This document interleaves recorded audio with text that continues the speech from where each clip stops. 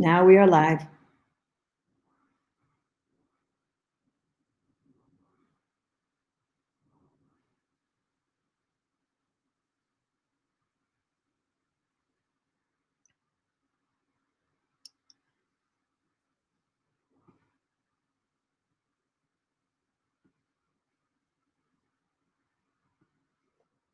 Hello, Michelle Fontaine for Rolling On TV and your host on today's Inside Access, where we bring the pros to you.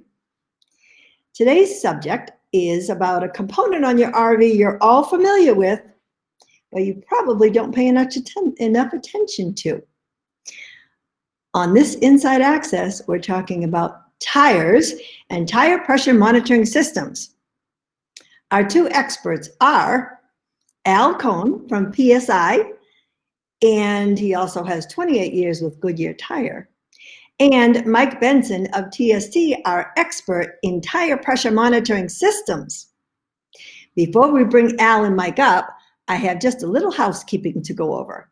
Number one, ask your questions in the comment field, whether you're on Facebook or YouTube. Ask your questions, then I will see them on my feed. We also have questions ready that were previously entered, but your live questions will always be answered first.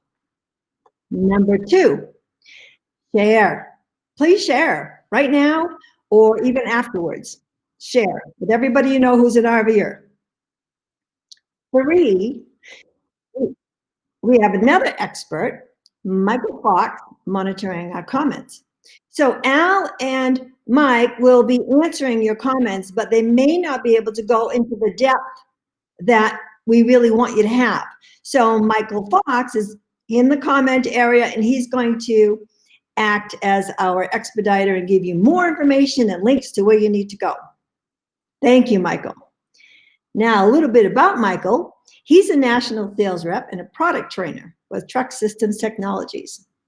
He's also a lifelong RVer with 30 years experience with RVs, professionally and personally. His worst day on the road, RVing, was due to an avoidable tire failure from low pressure.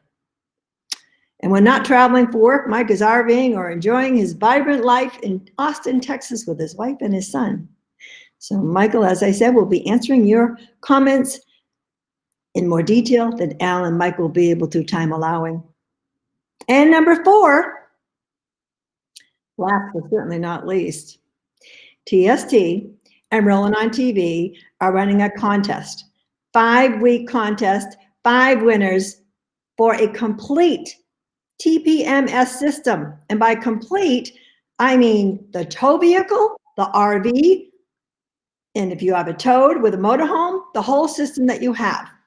And Mike Benson will be calling the winners and getting them exactly what they need. Right, Mike? I could see you nodding in the lobby down there. We have a winner already, and we have 4 more to go.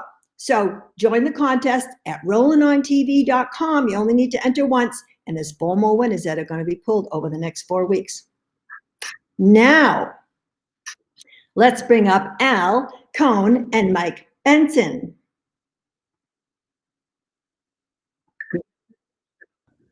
Well, here they are. Hi, guys. Hello, Michelle.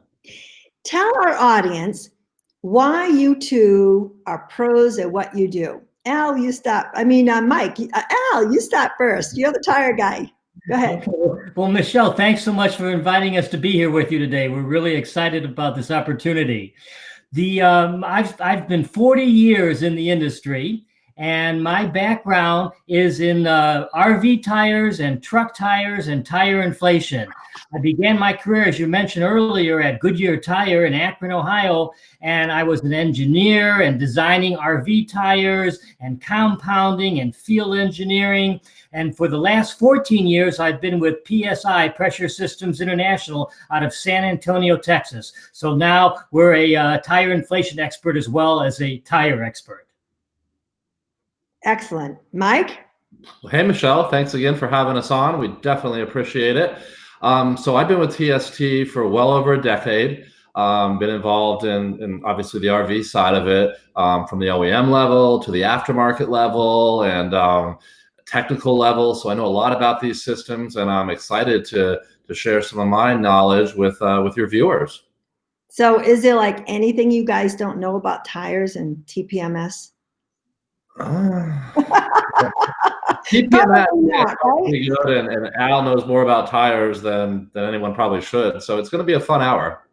Good, good. Now, we have some slides that Mike and Al put together that will give us a good primer about tires and TPMS. I'm going to put them up one at a time. And if you have a question about something on that slide, go ahead and ask it in the comment area. And if we're past that slide and you think of one, go ahead and put it in. We're going to get the questions answered anyway.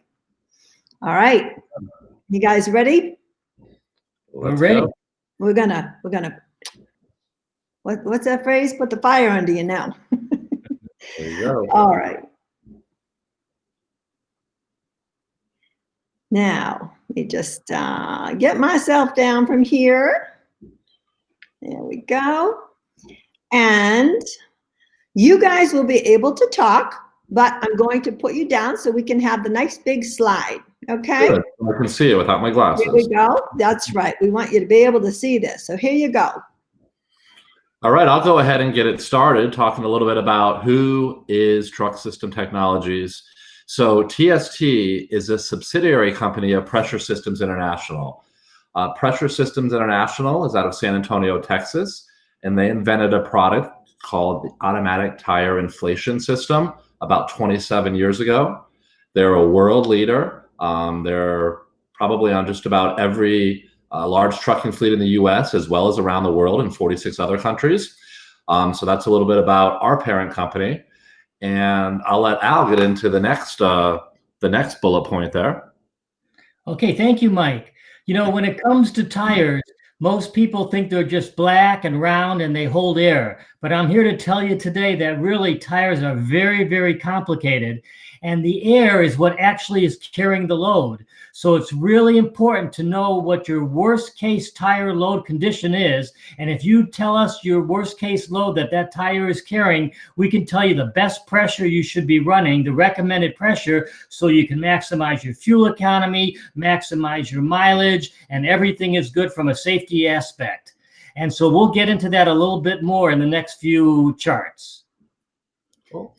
And then the next point is, TST, we're on pretty much any recreational vehicle you could think of, but our primary focus is motorhomes and fifth wheels and travel trailers. Some people call them bumper pulls, toy haulers, pretty much anything with a tire and a valve stem. We can monitor your pressure and temperature and keep you guys safe. So that's our primary market focus. We're also into the marine industry and smaller trailers and cargo trailers.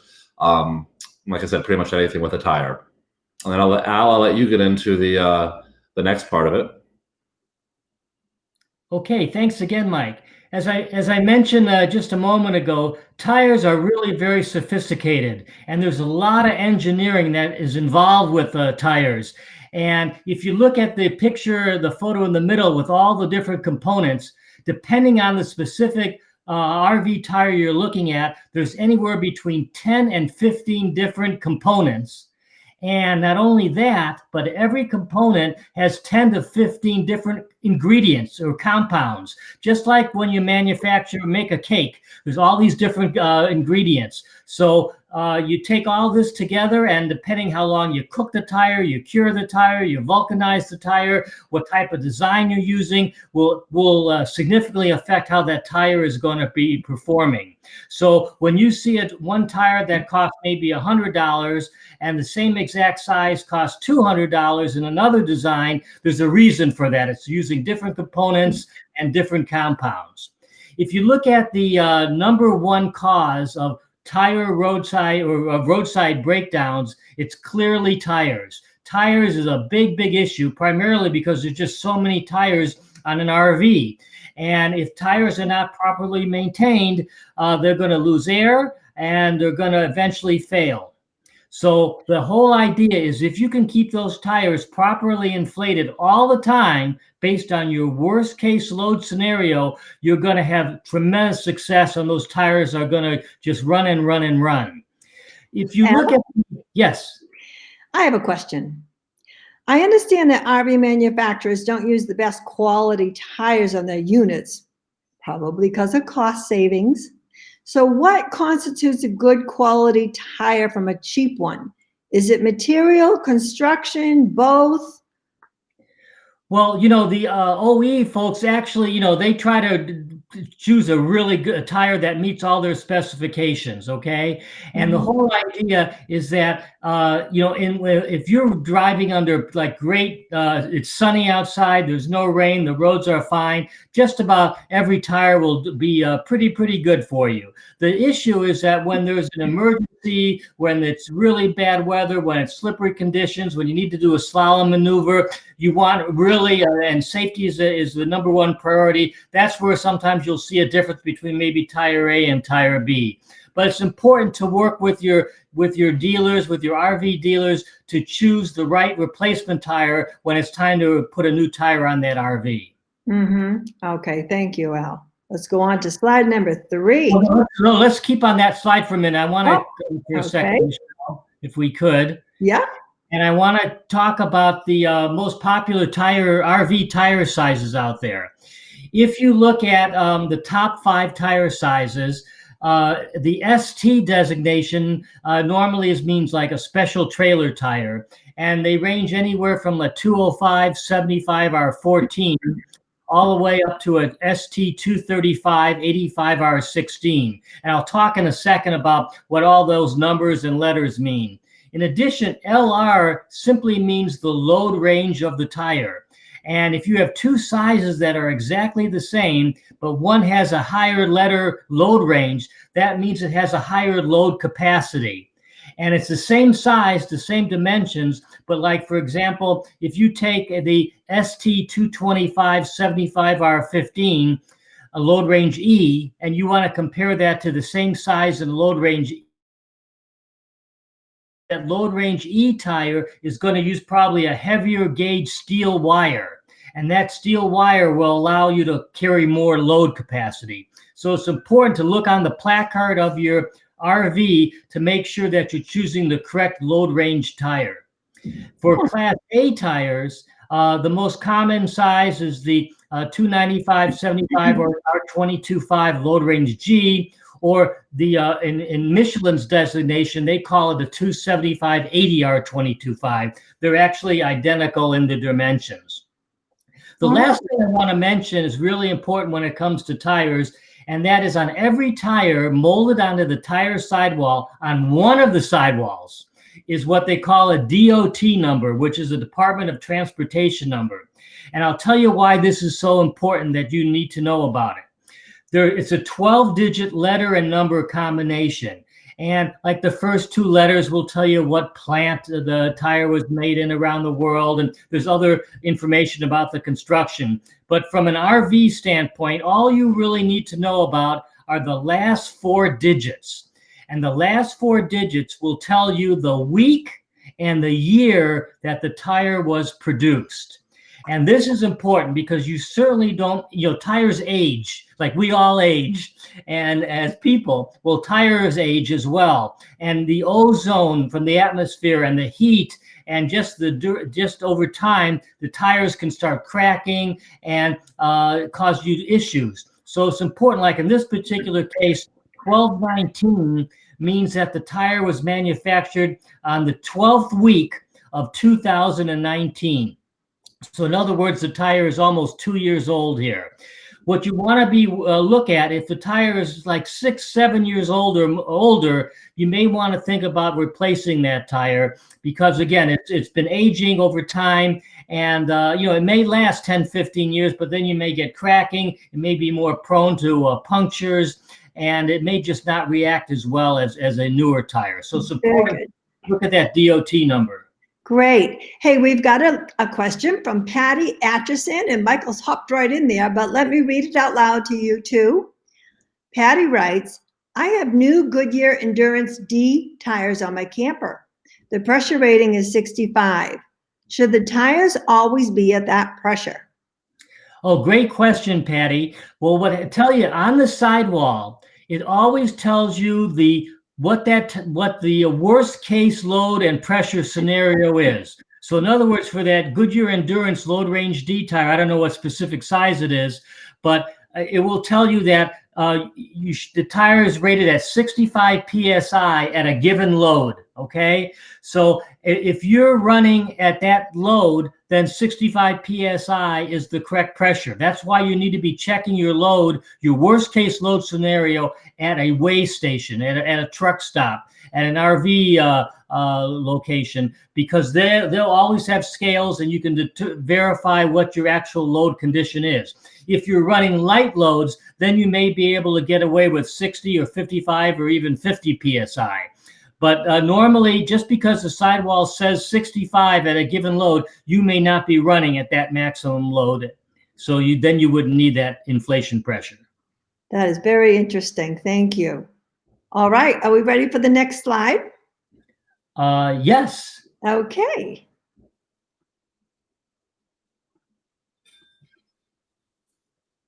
And Michelle, I just want to mention to you that every tire manufacturer on their website publishes what they call a load inflation table. And if you go to that, again, if you like Patty was using Goodyear Tire, if you go to the Goodyear website, they'll have that load inflation table, and you can see exactly for a given load what is the proper inflation pressure. Okay, very good. We have another question from Jim Erin Schultz. Al says 275 and 295 are the same size per Michelin? Not quite. What Jim, what I'm saying is that the 275 ADR 22.5 is the equivalent. That's Michelin size designation. And like, for example, Goodyear, they don't call it that. They call it a 295 75 R22.5. So Goodyear and Michelin, whatever size you're looking at, they're equivalent. Does that answer your question, Jim? Let us know. Elroy Jones, tire pressure is on the door. You can't go by the tire. What do you say about that? So, well, go ahead. On the placard, there's a placard in every RV, okay? And that's based on what the RV manufacturer believes is the proper inflation based on the typical load that you'll see. So that's normally recommended. You only want to change that if you're carrying a higher load or a lesser load. Okay, very good. All right. What about tire underinflation here? Well, you know, Michelle, tire underinflation is the #1 issue facing every RVer out there, because over time, tires are going to lose air. And when you run underinflated, that's when all the problems occur. What happens is you generate what they call irregular wear, not even smooth wear across the tread surface, because you don't have the optimum contact patch, or what I like to call the tire footprint. And I'll talk about tire footprints in just a moment here. Also, when you run underinflated, the actual tire footprint becomes longer. And what will happen is that that's really good for traction. Like if you're on the beach somewhere and you need traction, you want to lower the pressure, you get a longer tire footprint. But if you're on the highway and you're running low inflation, underinflated, what's going to happen is that rubber is going to get really hot and softer. And not only is it going to be detrimental to the tire, but you're also going to pick up more puncturing objects, because that rubber, again, is so hot and soft, and it just sucks up all those nails and punctures that are on the road. And also, the tire casing itself becomes very hot. And not many people in the RV world retread, but if they do, that's going to be a real negative. Also, when you run underinflated, the fuel economy drops significantly. The best analogy I like to tell folks is like it's riding a bicycle. If you want great fuel economy, you want to overinflate those tires, and it's real easy to pedal that bicycle, and you get great fuel economy. It may be difficult to stop, but your fuel economy will be really good. It's easy to pedal.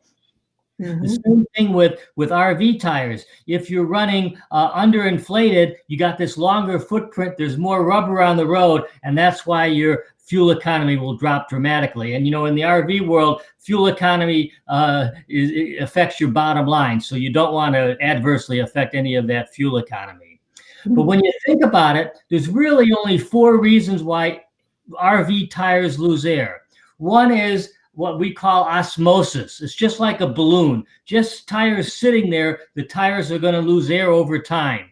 What happens is the more expensive tires tend to trap the air in a little bit better. They use a higher grade material sometime than the less expensive tires. So you're going to lose a few pounds a month by just the tires sitting there. But the number one reason why tires lose air is a tread puncture. So instead of losing maybe 2 or 3 pounds a month due to osmosis, if you get a puncture, you can lose 2, 3, 4 pounds a day. And before you know it, you got a big, big problem.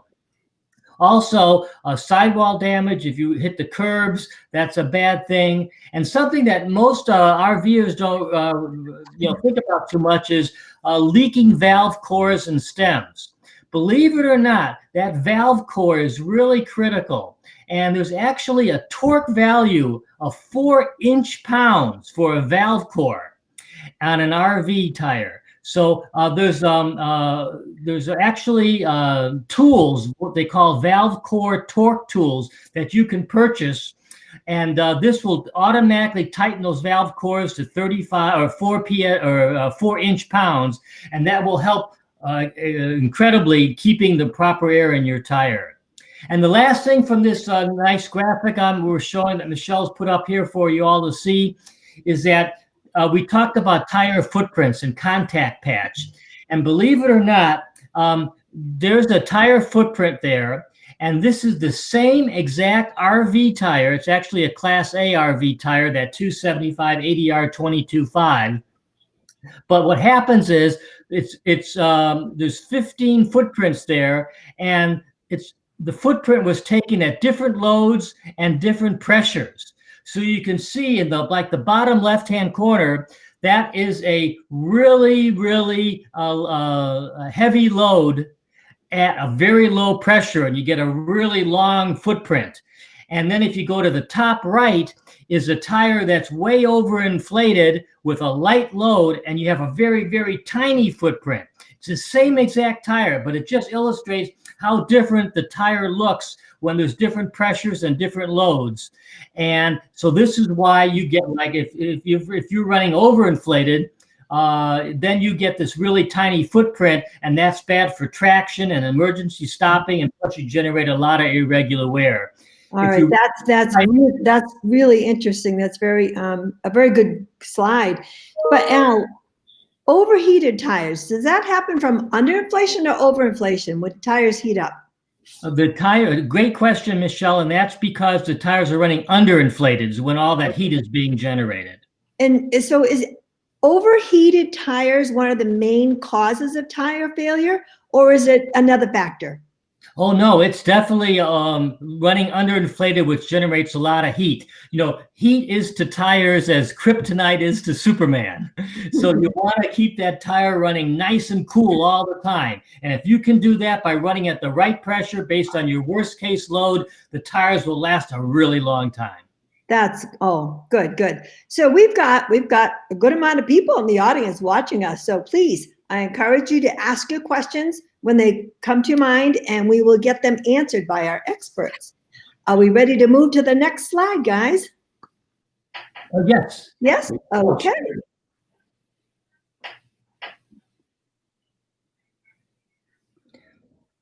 You know, one of the questions I get asked all the time in my travels around the country is about pressure gauges. Are they any good?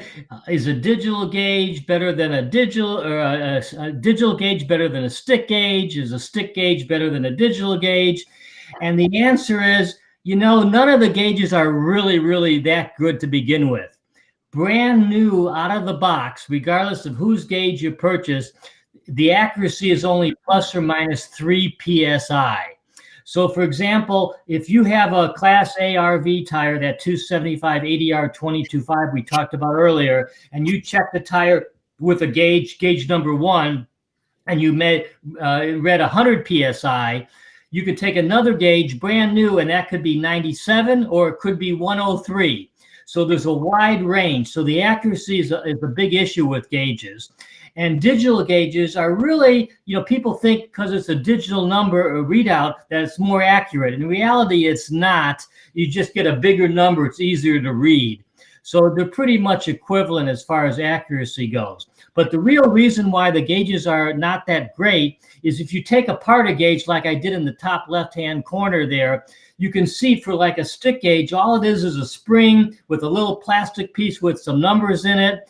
And depending on that coil, the spring stiffness coefficient is going to change. All the coils come from overseas. You get different variations. That stick is not always lined up. So it's a big issue. The best thing to do is you have a pressure gauge is to stop at a truck stop sometime or an RV location, and they will have what they call pressure gauge calibration stations.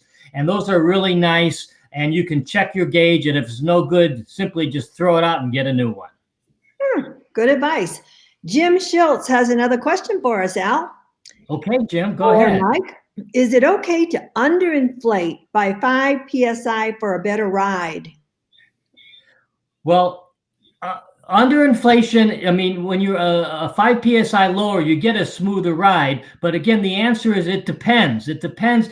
It may be that if you're running at 65 PSI and then you really need, or let's say you're running 60 PSI, okay, in the tire, but yet the load inflation tables say you need 65, then the answer is you can't run lower, okay, because you need that extra 5 PSI to carry the load. So again, it comes back to that load inflation table. Look at that load inflation table and go with whatever pressure is recommended there. Thank you. Should all tires be set to the same tire pressure? The answer on that one is no. And again, it depends, again, based on what that load, worst case load is. You go by axle. So sometimes the front tires may have a higher load than the rear tires. In that case, again, you look at that load inflation table and then choose the proper tire inflation you should be running. Again, sometimes, it's always the same pressure, but other times that load is not evenly distributed. So that's when you got to change the pressure. That's good. All right, Jim says his tires are rated for 115 PSI, if that makes a difference. Well, again, I assume if it's 115, that's probably a 275 ADR 22.5 size. And again, that's probably more capacity than you need. But again, you got to look at that load inflation table. So I come back to that same information. Go to your tire manufacturer load inflation table, verify the load. And again, if it says you need 110, then you got to go with 110. Okay. You can't run like 85 to get a smoother ride. Yeah, this is a ton of great information coming out, and I want to let our audience know that this is going to be recorded, so you'll be able to review it later on RollingOnTV.com. Are we ready for the next slide? Okay, let's see what it is. Yes? Okay. All right, well, now that we've given you a little Tires 101 information, we're going to talk, and Mike's going to now chat about how important it is and what you can do to keep those tires properly inflated. Mike, why don't you take it away? Absolutely. Thank you, Al. And that was very informative. I enjoyed that Tires 101. I hope everyone else did. So now we're going to get into tire pressure monitoring, the TST system. There's a couple points about TST. TST was the first company to introduce a user replaceable battery sensor. And as far as I know now, we have the only flow-through sensor with a user replaceable battery. So we kind of brushed a little bit earlier, but we've got many different sensor types. On the picture there, you see a flow-through sensor. That sensor does require a metal valve stem. All right. We also have cap sensors, which are smaller, and they as well screw on the valve stem. And those can be run on rubber or metal valve stems. So most of you listeners that have a travel trailer or a fifth wheel or a small cargo trailer, or even something small like that, I would always recommend the cap sensors for a few reasons. And some people say, well, what if I change to metal valve stems? Can I use the flow throughs? Well, you could, but those flow throughs are longer and they're going to stick out past the edge of your tire profile. So if you were to come up and hit a curb or get close to a curb, you could damage those. Whereas the cap sensors are a much tighter fit and they're a smaller sensor. So I love those flow throughs on bigger units like motorhomes and those bigger kind of tires and wheels that Al was talking about. So we're completely wireless, hands-free. We monitor not only pressure, but temperature as well in real time.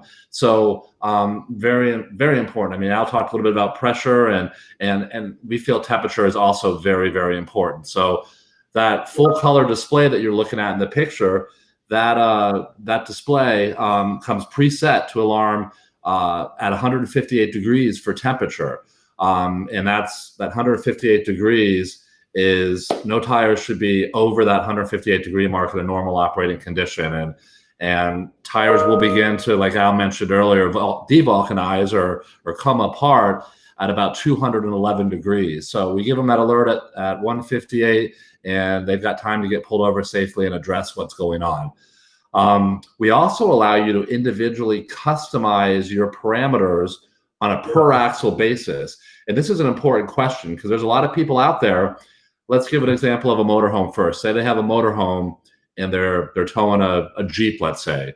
So the motorhome tires, the steer tires, the two in front, they might call for 100 pounds or 115 or 110 or whatever it is. But then you go back to the drive tires and sometimes they call for a different pressure to run in those tires. So with TST allowing you to customize those pressures on a per axle basis, they allow you to do that. And then obviously if you're pulling a Jeep or a car behind the motorhome, they're running a completely different pressure, and that's most likely going to be 30 or 40 PSI, somewhere in that area. So to be able to customize those alert parameters is so very important, and TST lets you do that. I can certainly attest to that. I have the system on my truck and trailer. Yep. And of course the truck and the trailer are two different numbers. And I can say when I installed it on mine, which you can do yourself, and we didn't put the pressure in correctly, those alarms were going off all over the place. So we were really not driving correctly until we put that system on. Excellent. I'm glad to hear that. I'm glad to have it on and running safer now. Now, also with that color display you see in the picture, TST, we can monitor not only the towing vehicle, like in Michelle's case, she has a truck that's pulling her RV, but also up to 4 trailers, up to 115 tires total, and that includes dedicated spare tire positions as well. So there's a lot of different options. Some of you might, maybe you're like Michelle and you have a truck and you pull a trailer, but maybe when you're not RVing, maybe you have a boat and you love to go to the lake or the ocean and you're pulling the boat to wherever. You can have sensors in, say, trailer position number 2, 3, or 4, and the monitor will intuitively know what trailer you're pulling. So let's say you drop the RV and you go grab the boat trailer or the cargo trailer or utility trailer or whatever it is, the monitor will say, oh, it's not the RV anymore. It'll switch over to trailer 2, 3, or 4, whatever you have those other sensors programmed into. So that's a great feature, and no one else in the industry is doing that. We're really proud of that. That's excellent. We've got a couple of questions. Can I pop them in now, Mike? Sure, go ahead. All right. Jason asks, do you recommend getting your travel trailer tires spin balanced? That's a good question. There's a lot of people out there that run TPMS, run our TPMS systems also, and not as many people do, but it's absolutely not a bad idea. I mean, you balance the tires on your car, even though you're not driving your trailer. So yes, you can absolutely do that. There's a lot of people that don't. So if you feel more comfortable doing that, then by all means, go ahead and balance them for sure. So Al, can you speak to this? Would it make the tires last longer? Yes. Normally what happens is as the tire is wearing, it may not be perfectly even wear everywhere, as I like to call it. So in that case, by balancing those tires, you have a tendency to generate more even wear, and your tread pattern will be better, and the tires should last longer. Good, good. So Jim Schultz asks, what about the weight of the sender spinning at 65 miles per hour? I have valve extensions on the rear. Great question. So like I got into a little bit earlier, the flow-through sensors, they require a metal valve stem. Period, of end of story. They're a little bit heavier and they're a little bit longer with centrifugal force. You definitely want to have a metal valve stem. Now, if you have an extension, most extensions out there are going to be, a solid metal or steel. There are some braided metal ones as well too. But an extension, typically, if you're on a motorhome, a bigger tire, you'll probably notice that the outer tire valve stem points in and the inner tire valve stem points out. So extensions are common when you get into motorhomes. And a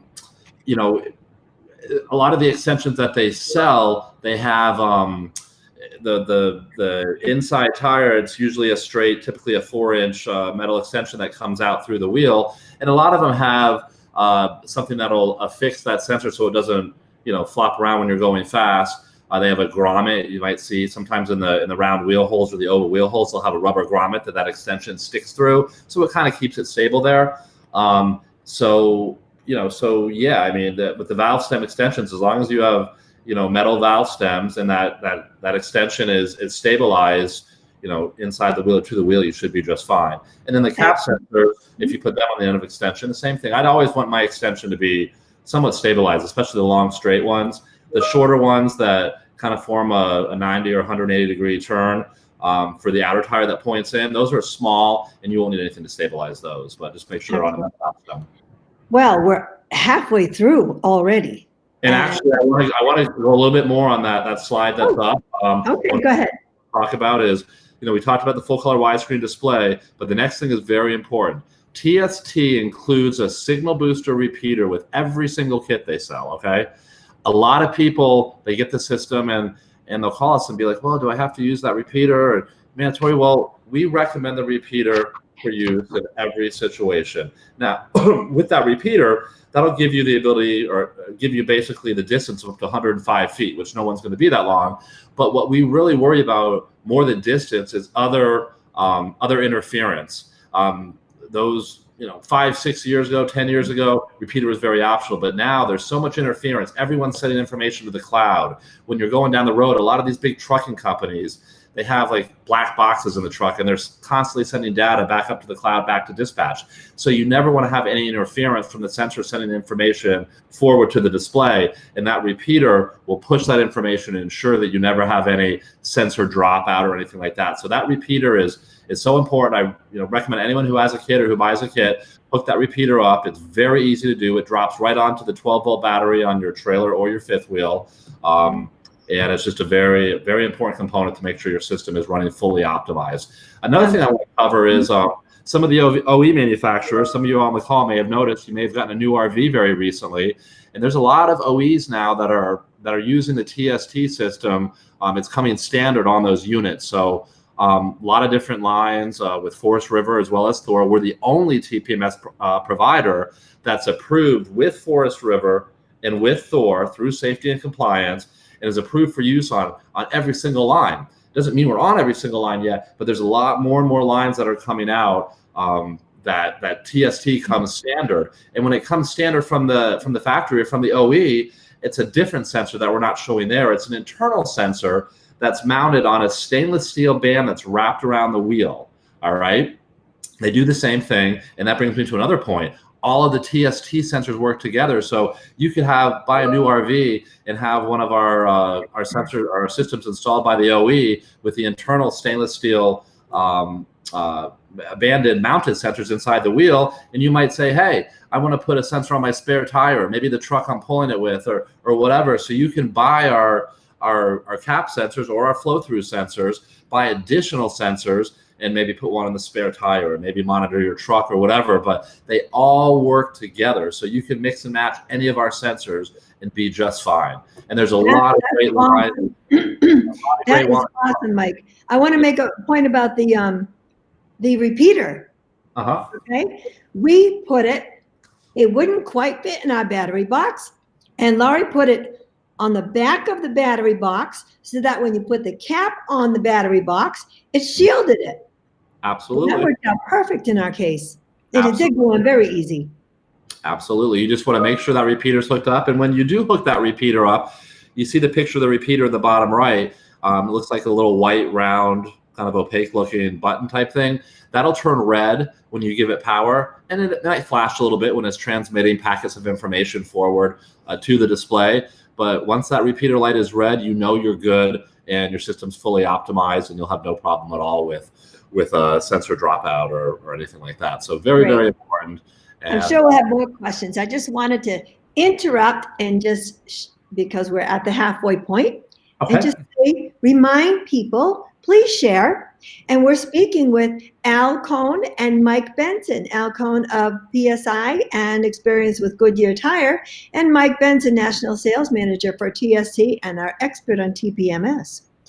And also remind you that we have a contest going, and we've got 4 more complete TPMS systems we're going to be giving away in the next 4 weeks. So do go over to rollingontv.com and enter that contest. You only need to enter it once. All right. Anything else you'd like to say about this slide, Mike? No, there are a lot of lines. I'd love to thank some of our OEs, Rockwood, Flagstaff, Cedar Creek, Riverstone. Actually, you're doing something with the new River Ranch RV, and that does come standard with the TST as well. XLR, Airstream, Dynamax. There's just a lot of different lines that are using TST standard now. So if you guys happen to get a new RV and it has TST, you'll be all set up. You'll get the display. You'll have the sensors. If you want to add additional sensors, check us out on our website or look us up on Amazon, and you can go ahead and add sensors at any time. Here's a question we received earlier, Mike, and I think you just answered it, but I'll ask it anyway. I know some large commercial trucks and trailers, besides a TPMS, use self-inflating systems. Is this something I should look at for a motorhome? I'm going to let Al get into that, but yes, that is our parent company, P.S.I., as I introduced in the beginning of the show, the automatic tire inflation systems. That company invented, or P.S.I. invented that system, and I'll let Al get into that a little bit right now.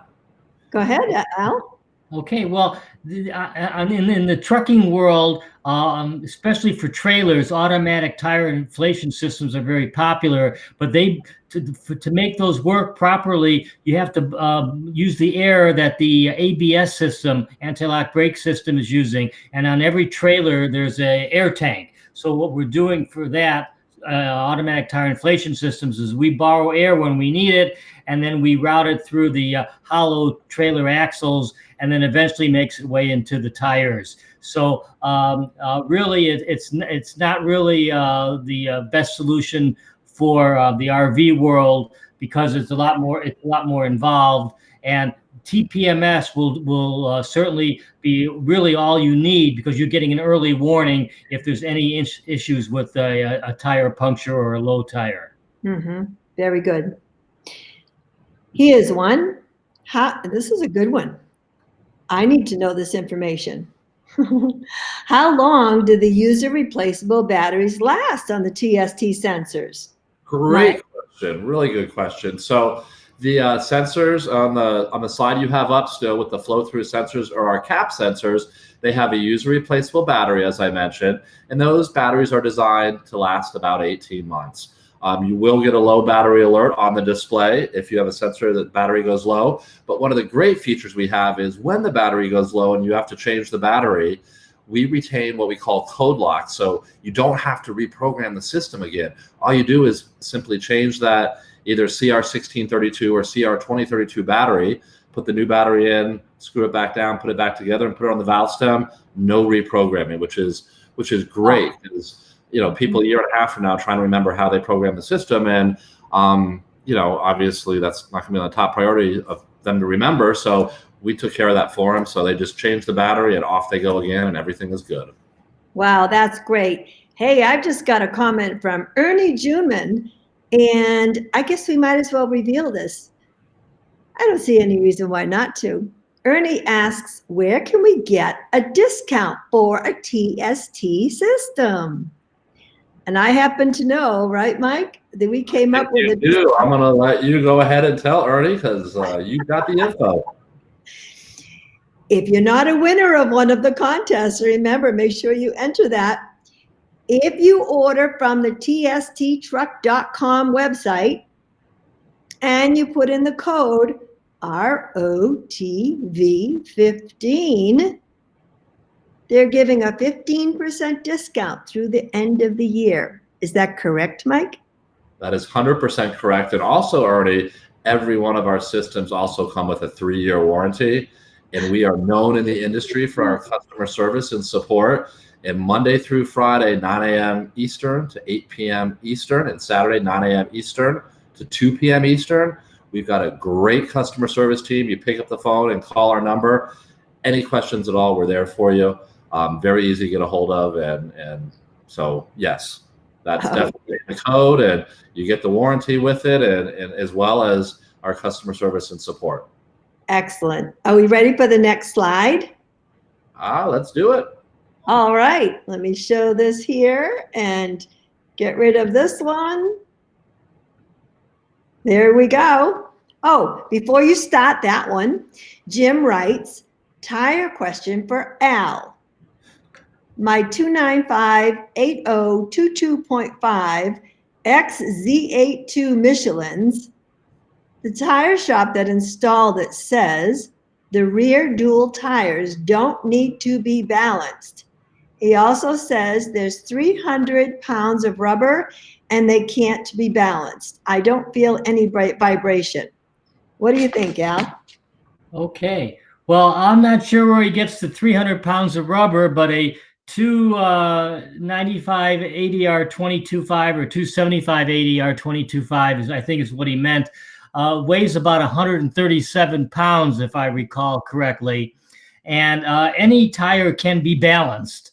So, again, you may not see a huge advantage from balancing it, but it certainly can be balanced. So I'm not sure exactly what the question is. I mean, obviously, if there's a lot of vibration and the tires are shaking or that type of thing, then you definitely want to balance. But any tire can be balanced. Okay. And he says ROS 15 is the code, COAD. Does that make any sense?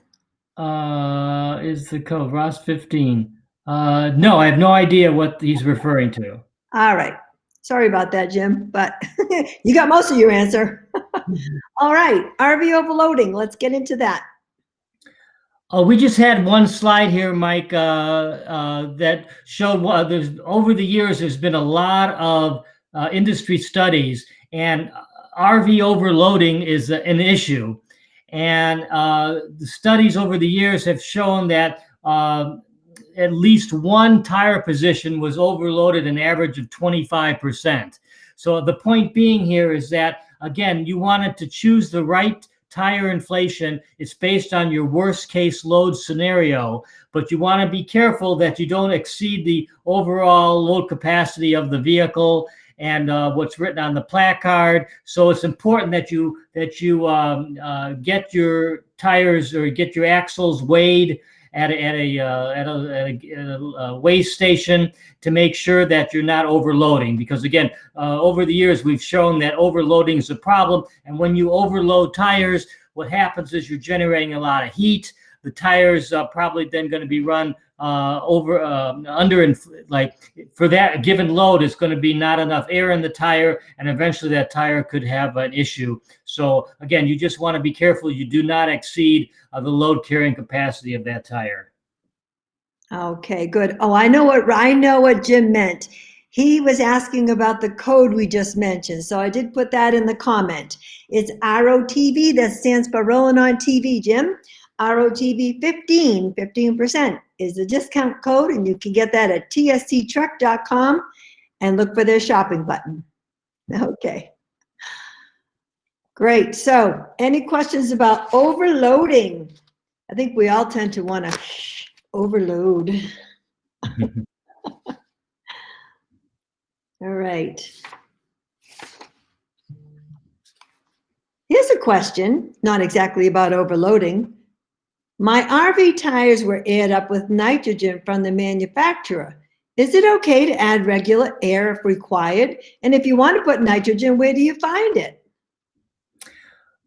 Okay, I'll take that one, Mike, if that's okay. As far as if you remember your high school chemistry class, air is comprised of about 78 or 79% nitrogen. So when you think about it,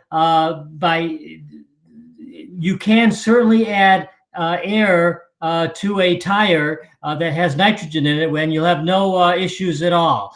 The idea of nitrogen is that the molecules are a little bit bigger than the air molecules. As a result, it retains the tire pressure maybe a little bit better than normal air does, but it's pretty hard to differentiate. And you can find nitrogen airing stations different spots around the country, but it's not extremely popular, and you got to look for it. But it's not going to do any damage to the tire by adding air to a tire that already has nitrogen. Okay, so then if you do find the nitrogen station, you can go ahead and put nitrogen in it? Absolutely, sure. Well, that makes it very easy. I think Mike, we lost Mike and he's trying to get back in, but that's okay. We've got Al to continue along for us, don't we, Al? I'm right here, Michelle. All right. Well, anything more you want to say on the overloading subject? No, I think we covered that pretty well. All right. And Mike is coming in, but he's in the infrared state at the moment. There he is. Let me just Mike up here. Hey, Mike. We lost you. I'm not sure what happened. It just kind of lost me. So. All right. That's great. Did you want to say anything about the overloading slide, Mike? No, I think Al covered it. I could hear everything, and he covered it all. So that's great. Perfect. Perfect. Then let's go to one more slide here. And we'll take this one down. You want to speak to this one, Mike? Sure, I'd love to. That tells a little bit about our Let's do it the other way. There you go. That tells about our customer support information that I kind of blurted off earlier, but our website is www.tsttruck.com. And then we have, if you /product-support, that'll get you all of our support information and documents and links and videos to our YouTube channel, and just a lot of great information there.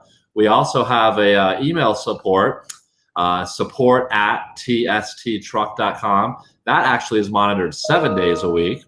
And then, of course, our phone number, which is very important, 770-889-9102. And like I said earlier, our hours are Monday through Friday, 9 a.m. to 8 p.m. Eastern, Saturday, 9 a.m. to 2 p.m. Eastern. And again, our support email is monitored 7 days a week. And we look forward to, if you have any questions at all, contact us. Remember, guys, when you get a TST system, register your warranty. There'll be information when you receive the kit. Michelle gave you the discount code, so you can all get a 15% discount off of the TST website. And we're always here for you. That is fantastic. Now, I can attest to Mike's proactiveness. Is that what we're going to call it today? Good. Yes, and you can actually watch the segment we made on Rolling on TV installing our own TPMS system from TST.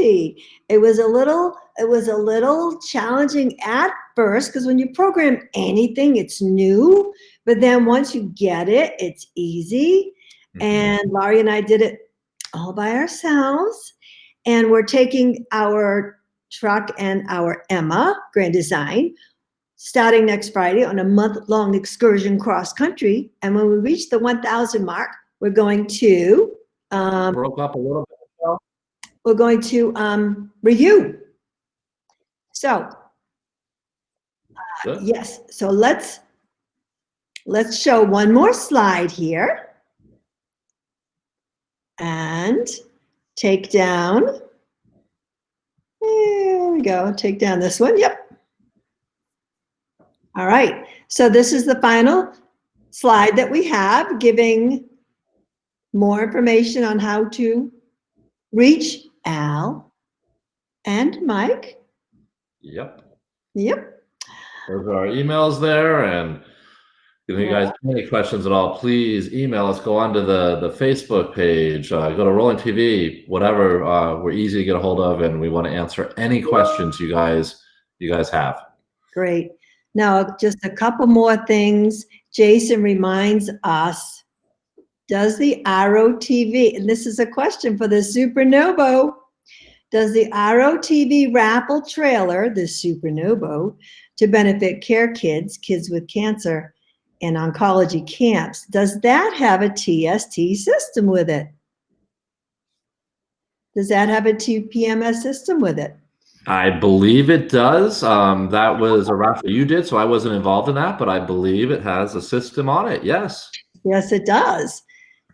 Joe, would you like to confirm that? We can hear you, Joe. You can just say it. He doesn't realize he's on. Yes, it does have a TPMS system from But it does have a TPMS system. Yes, it does. I know that for sure. I just wasn't involved in that raffle, but yes, it does have a system on it. It does. So that Supernovo contest, by the way, is very, very close to hitting its goal of $40,000 for care camps. Awesome. That's so great. Okay. Oh, Joe corrects. It does have a TPMS system, but not from TST. All right. But it does have a TPMS system. Oh, and Joe asked me to, let me just look for one more question here. Oh, okay. Here's a question from Joe himself. I've only heard of one trailer manufacturer using run flat tires, but would your TPMS work on these type of tires? I'll take that question, and then if Al wants to jump in, he can. But yes, those run flat tires have a valve stem, and you can screw our sensors right onto that valve stem. Again, just remember, I like making this point very clear.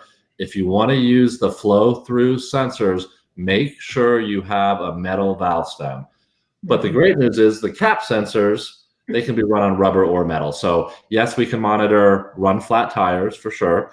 And the only thing you really have to distinguish is if you have a metal valve stem or a rubber valve stem, and that determines what sensor you can use. Great.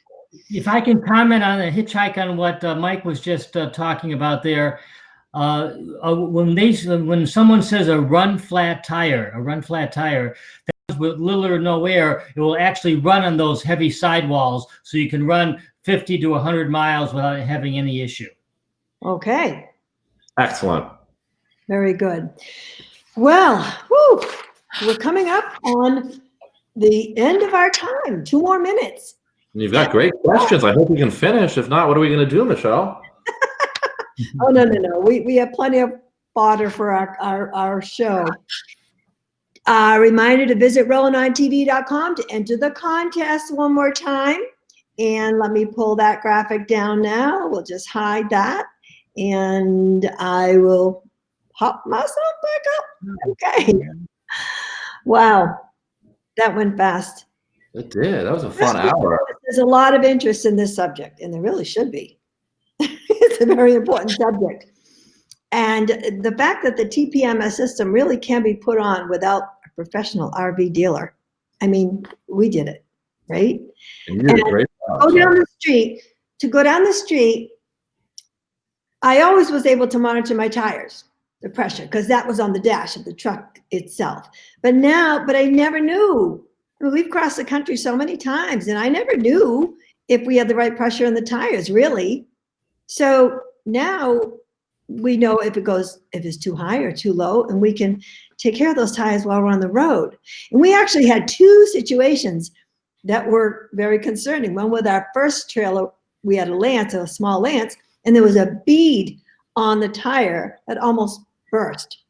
And the second instance was we had a bad axle, and it wore the tire down almost to the inner fabric there before we noticed it. And maybe the tire pressure monitoring system wouldn't have solved those situations. I'm not sure, but it really made us aware of those tires. So now at least we have some.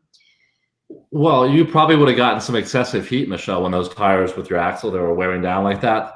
And with the bubble on the sidewall, I think you were saying you might have, Al might comment on this better, but you might have gotten a little more heat there, Al, with the bubble on the sidewall.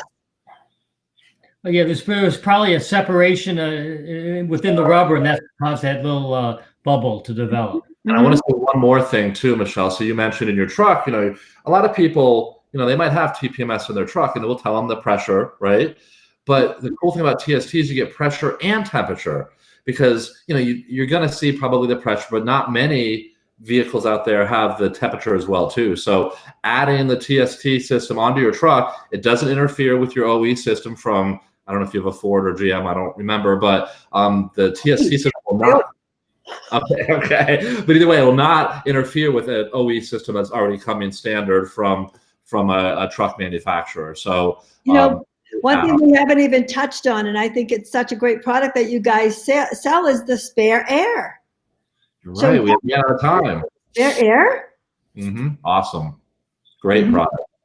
We chose not to put it on our trailer because we have the sensor on it, but we chose to put the spare air kit on our truck tire because that's You did.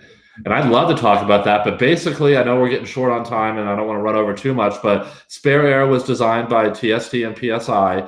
And the spare tire, the problem is, people run the TPMS, the TST system, and they get an alert and they have a problem with the tire, right? So they get pulled over safely and they're on the side of the road and it's a stressful situation. You've been there, right? So now you've got to figure out, I got to get the spare tire. So they crawl under there and, to pull that spare tire down, right? And next thing you know, they pull it down, they jack up the RV, they take the one off that has the problem. They put the spare on and they realize that there's no air or it's not filled up to where it should be because no one crawls under the RV or the truck to check the spare tire usually, right? So this spare air, it connects to the spare tire underneath and there's a hose. And by the way, it's the same hose that PSI uses on the automatic tire inflation systems, those same hoses that feed the air to the tires. So it's a durable hose, can't be kinked. It's just an amazing hose, but it comes out and there's a bracket that mounts to the side of the truck or the RV. And it gives you a valve core there. So whether you want to buy a sensor and put a sensor on there also, or you just want to have access. So when you want to check that tire, you can just go put a gauge on it or fill the tire, without having to crawl under there. And, that's miserable. If it's raining, it gets wet and dirty and all these different things can happen. So spare air is awesome. If you ever invite us back, I want to talk about spare air a little bit more. Oh, well, you know what? Boy, that's a good lead-in. I think we've got plenty of ammunition and plenty of information to give out. So we would love to have you guys come back. Will you come back? I will. I'd be happy to. What about you? All right. Coordinate our schedules and figure out when it works for you, but we'll be happy to. Perfect. That's great. So I'm sure we'll have a lot more questions. We haven't even got through the ones that we had sent in before. So any final words, Mike, Al, before we sign off? No. It's been a pleasure. Again, we thank you for having us on and inviting us to this great event, and we're looking forward to the next one. Fantastic. Phew, thank you so much for participating in today's Inside Access. And thank you to Michael Fox and our helpers in the comment field. And now it's time to sign off. Michelle Fontaine from Rolling on TV. Goodbye for now. Bye-bye, guys. Thank you. Good afternoon. Thank you.